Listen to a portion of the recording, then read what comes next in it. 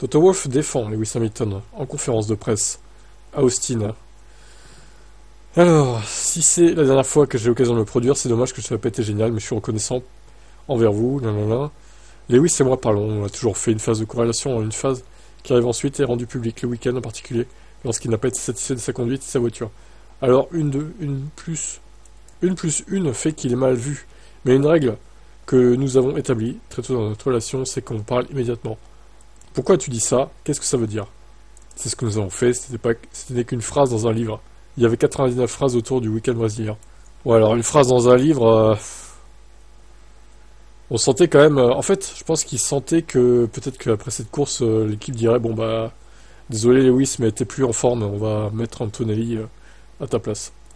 Dans certaines interviews que j'ai données à propos de Lewis, où j'ai clairement fait remarquer qu'il est le plus grand pilote de tous les temps, que si nous pouvons lui donner une voiture rapide, il sera capable de gagner, il est capable de se battre pour un championnat. Et on a échoué à le faire. On a demandé à Wolff si les dernières années allaient éclipser l'incroyable succès d'Hamilton chez Mercedes. Après tout, Hamilton a remporté 6 titres depuis 2013. Wolff a utilisé une référence du basket pour répondre. Michael Jordan a joué 12 saisons, ou peu importe, il a gagné 6 championnats. Les 6 autres étaient-ils un échec? Je pense que nous sommes ensemble depuis 12 ans maintenant, dans ce championnat. On en a gagné 8, les autres ont-ils été un échec? Nous avons fini 3e il y a 2 ans. Nous avons fini 2e l'année dernière. En tenant compte du fait que nous n'avons pas gagné la course, nous en avons gagné 3 cette année. Tout ça n'est donc pas un échec. C'était plutôt une bonne période pour Mercedes et pour Lewis.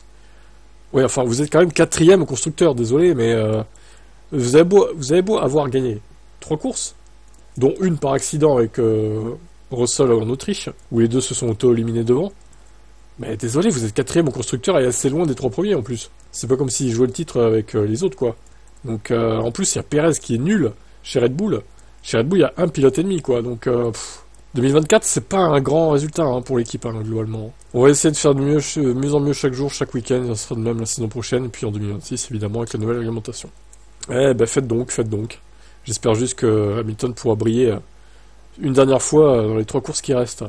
Que ce soit un podium ou même une victoire, ce sera encore mieux.